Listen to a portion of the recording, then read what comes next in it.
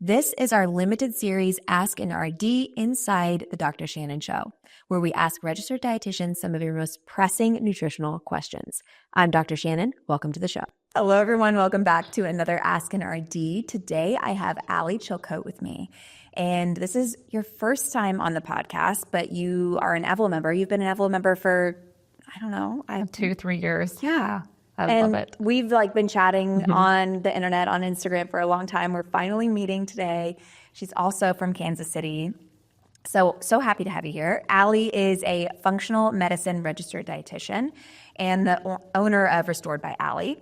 She addresses digestive systems symptoms, hormonal imbalances, skin issues, fatigue, thyroid imbalances, and she takes a root cause approach, which I absolutely love. So today we're going to talk about bloating. And this is a topic that I think many are interested in because it's kind of misunderstood as to why it even happens. So Allie, tell us, why does bloating happen? And is there like a root cause of it?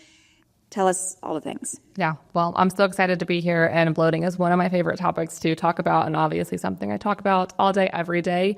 But bloating can really happen for a variety of reasons. And so whenever we think about bloating and what is going on behind it, there's a couple of different factors, and then that's going to cause some downstream effects that's going to really be where we want to dig deeper with further testing.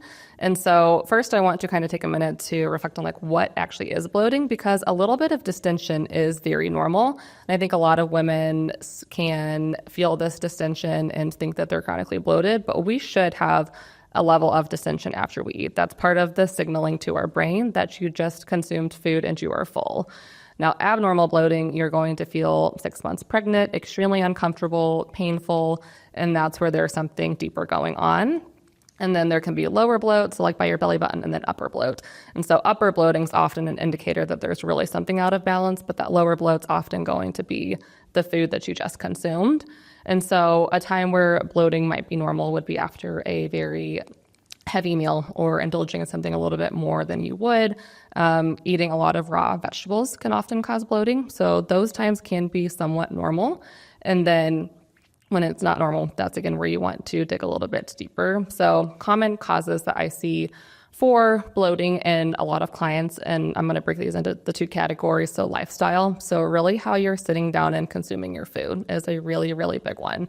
So eating in a really rapid or fast-paced environment, really eating distracted, not taking a break from work is a huge cause, and it is very, very common, and it's very hard for a lot of individuals to take a break, but that meal hygiene is so, so important. Another one that I commonly see is undereating. So undereating is going to significantly increase bloat because it's going to slow everything down. So think about digestion being slower, everything's going to sit there, and your body's trying to conserve that energy, and then that's where that distension can happen. Lack of minerals. So minerals play a huge role in digestion. So sodium and potassium both play a very important component for secreting digestive enzymes, muscle contraction and relaxation. So that's a big one and a huge game changer. And I talk a lot about it on Instagram of just adding that in. And I know it helps so many before even digging further. Trying to think.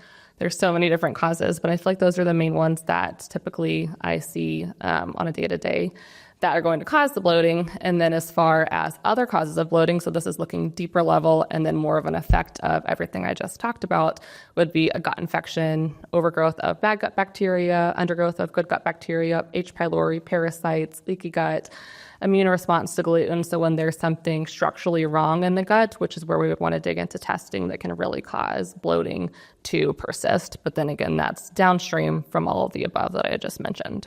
Okay, so maybe the first step is to kind of check some boxes to make sure that you are eating slow, not eating while you're working, which you were saying that, and I was like, that's literally how I eat my lunch every day. I inhale it in like 2 seconds while I'm like writing a podcast or something. So Right. like, okay, that's me. So it's changing lifestyle, so slowing down and then eating enough. And then what about, like, you mentioned sodium, potassium, mineral deficiency. What about like electrolytes? Yeah. Does that improve bloating? So sodium and potassium would be, so minerals are electrolytes, electrolytes are minerals. So it's essentially the same thing. Okay. So yeah, they're just going to have a profound impact, especially that sodium. Okay, so if you add some electrolytes and you notice, okay, my bloating improves, that could be an indication that it might be in a mineral imbalance. Yeah. So let's say you're checking all of those things off and you're like, okay, I'm still feeling like chronically bloated.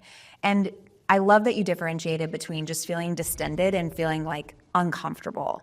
So if you feel like uncomfortable or painful, is that a sign that maybe there's something else going on that you should get checked out? Yeah, typically so. And when it's chronic, so it's not happening just out of the blue. It's maybe or it's happening like daily, or you're waking up bloated, or it's persisting all day long. That's typically where it's something deeper going on. Yeah. Bloating during like early pregnancy.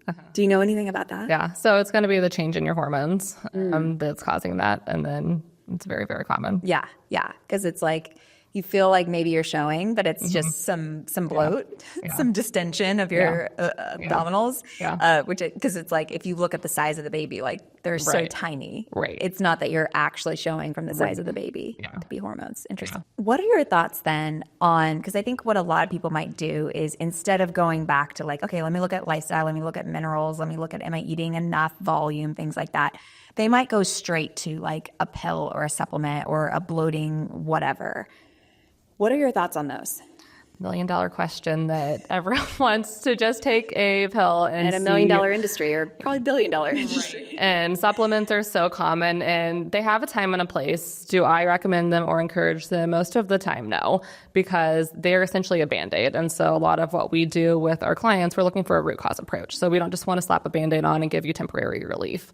With that being said, times of travel, stress, if you can't manage it or maybe you overindulge, it can be a tool to have in your toolkit to help manage bloating. But it's basically just putting a Band-Aid on. It's composed of calming agents like chamomile, peppermint, DGL. Sometimes there's digestive enzymes in there, and that's a whole other topic, because do the digestive enzymes actually survive stomach acid? Most of the time, no. They can contain activated charcoal, so they're going to have calming agents, they're going to have soothing agents, but they're not going to address the root cause. So temporarily, they can be helpful, but for someone that's dealing with this chronically, I would recommend really looking at a root cause approach. So it's maybe not something that you should be taking every day. Right, exactly. Okay, like as needed. Right. I'm traveling or whatever, Right. and I'm feeling extra bloated. Yeah, or someone that maybe struggles with gluten and they're out for a birthday party and they want to have the pizza. It's like, okay, just take that if it's going to help.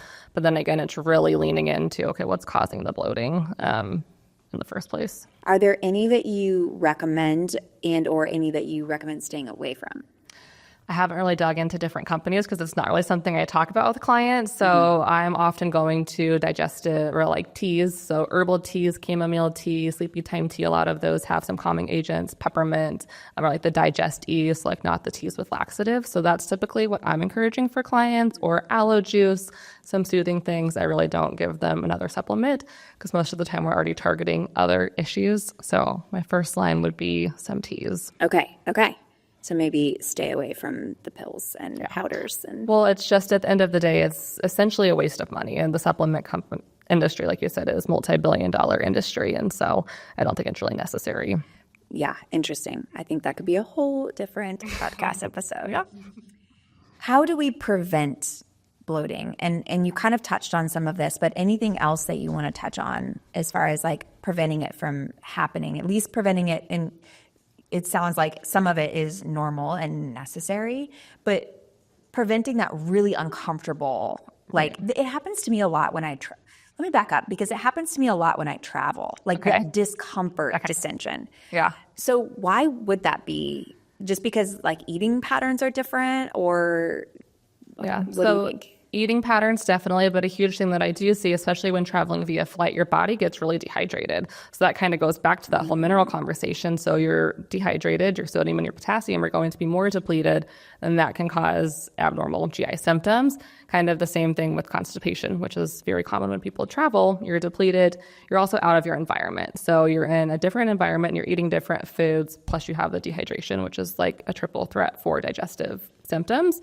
So that's why I always have things I recommend people to travel with to prevent that and kind of be ahead of the game when that could potentially happen. Yeah, I'd say it's a combination of dehydration plus different food, different routine. Okay, so what are your like travel essentials when it comes So minerals. So I typically recommend the Adrenal Cocktail from Jigsaw Health. That's like my tried and true favorite. They make travel packs. I love it because it's not flavored. So some people like flavor, some people don't. So then you can add flavoring to it. So that's kind of my tried and true. And then magnesium are really the two things that I'm like, if there's two things you take both of those because it can significantly help with a lot of symptoms. Okay. Anything else we can do to prevent, like, let's say outside of travel, just daily kind of basis? Anything else that we didn't touch on that could be helpful for prevention? Yeah, I mean, it's really the unsexy stuff of the meal hygiene, sitting down, eating in a relaxed environment. The cephalic phase is actually very interesting. So that's even before digestive or before you actually consume the food. So that's when you see, smell, taste, or think about food. That's actually going to lead to 20% of your enzymatic secretion. So it's very, very important. So think about walking into a donut shop or somewhere that smells really good. You salivate because you smell. I'm salivating right now. Yeah, you start to think about that food, and that's beginning the breakdown. That's 20%. So think about if you just order takeout and then you just go to rapidly eating, or you stop working or working and then you just start eating, your brain's not really sending those signals to break down the foods. So the cephalic phase is very, very interesting. So even taking 3 intentional breaths before your meal can be super, super helpful. And then once you do start eating, chewing your food thoroughly, chewing the applesauce consistency, which is very hard and it takes effort to do that. And I never it's going do to that. extend the length of your meal, but our meals should be about 20 minutes, which is really not common for a lot of people to get that lengthy of a meal. I feel like Europeans, they take hours to eat, and we're like 3 minutes, and it's gone. Yeah. Well, and even being more intentional when you're out with friends or your husband, it's like sit there, enjoy the food, chat, and don't just like wolf down your meal. Like a lot of people just will eat super, super quickly. And I do think a lot of it's the nature of society nowadays that it's just super common. Yeah, it's our culture. So that besides mealtime and the unsexy, boring stuff, spacing out your meals can definitely help. So when we give our digestive system a break between meals, it's going to give it a break and allow it to rest, digest, and then it actually has this thing called your migrating motor complex, which is going to sweep up and get rid of any extra debris, quote unquote. So that's very important versus if you graze all day, your digestive system is constantly working, and then that can lead to increased bloating and distension because you're not giving your gut that break, and it's not getting that cleaning mechanism from your migrating motor complex. Wow. So how much time do you recommend in between meals or in between eating? Yeah, so typically about 30 to 40 minutes. 3 to 4 hours is typically what I recommend between meals. Okay. So you should stay satiated for that long. And if you're not staying satiated for the 3 to 4 hours minimum, then it's a sign your meal was not enough. You're not eating enough. Yeah. Okay. Yeah, because what are your thoughts on snacking? Because I know RDs kind of feel differently about this. Do you feel like it's 3 big meals a day or snacking? Because it sounds like 3 to 4 hours, that would be about breakfast, lunch, dinner. Yeah. So typically what I have clients do is 3 meals, 1 snack, but it's also going to depend when you're waking up, when you're working out, those kind of things. But typically I do recommend the 3 meals, 1 snack, and that can fit into that every 3 to 4 hour window. Yeah. That's what I do. I just find sometimes snacking is like it takes more time to like, I got to go figure out what I'm going to eat. And I'm like, I like to keep it simple with like less. And then you can graze, and then it can lead to blood sugar imbalances. Yeah. So then it can just create all kinds of other problems or issues down the road. Right. Which we're going to do another episode soon about blood sugar. I can't wait. Once it's happened, once you are feeling bloated and uncomfortable, is there anything you can do in the moment to make it go away faster? Or is it just like a time thing that you have to wait it out? So definitely kind of a time thing, but remembering that digestion does take some time. So it takes a couple of hours to digest. So just because you ate super rapidly or you were distracted doesn't mean you can't bring intention or awareness after the meal, halfway through the meal, to pause and say, okay, I'm going to take a few deep breaths, maybe do a meditation. Even like the 3 breaths in and out can make a profound difference on how you're feeling. Gentle movement after a meal can definitely be helpful. So getting up, moving your body, not laying down or just being sedentary can help to stimulate the digestive process. But really trying to find moments of stillness, which I think is a reminder that everybody can use instead of just racing to the next thing, would be the biggest. Yeah, because when we think about like the parasympathetic nervous system, rest, digest, and heal. And if you're in your sympathetic nervous system all the time, you're not giving that parasympathetic nervous system a chance to do its job, which is in part digestion. Right. So it makes sense that you like, okay, let me like take a second, relax, stimulate my parasympathetic nervous system. Right. And it makes sense that that would help with bloating. Yeah, definitely. And digestion is stressful in the body, and most people don't realize that it's sending your body through this whole process. So the more relaxed you can be, the better your digestion's going to be, the more those enzymes and digestive juices will be secreted, which is just wild. It's just so funny because every expert recently that I've interviewed, it's just not the sexy stuff that, it's not this sexy pill or supplement or whatever. Right. It really is just, let's get better at being less of a stress ball and be more aware and have these good lifestyle habits. It's like, it really is kind of up to that. Yeah, for sure. And that's like one of the reasons why I love your guys' philosophy with the gentle consistency. And that's something that we focus on is like these micro habits that make this large impact over time. They're boring. They might seem like they don't matter. But when you combine all of them together, it makes this profound impact on how you feel overall. Absolutely. If someone's listening to this, what might be an indication that they should come see someone like you as far as like bloating symptoms? So I would say when it's chronic and extremely painful or consistent. So again, like the intermittent, like you ate too much or you ate too quickly here and there once in a blue moon, like that's not really problematic. Everyone's going to experience that from time to time. But when it's consistent, it's every single day, you're in pain, you're feeling 6 months pregnant, all of those type of things, that's often an indicator that something's off, or even if you're struggling with other symptoms. So we have to look outside of digestion, brain fog, acne, fatigue, disrupted sleep, hair loss, thyroid issues, like all of these things can point back to the gut. So really zooming out, looking at the big picture aside from just those digestive symptoms, that there's something going on and your body's asking for help because it's sending those signals to you. Right. And there could be so many different things happening for somebody like that, right? So it's hard to give just like broad advice for someone like that. Yeah, exactly. Okay. So how can somebody work with you? I know you have an awesome Instagram, so tell us about that and then tell us how we can work with you. Yeah, so I'm on Instagram at Restored by Allie, and then my website is restoredbyallie.com. But we work with clients for 4 months because really taking a root cause approach, there's so much that goes into it. So we run a lot of comprehensive testing. We'll run 3 tests right away.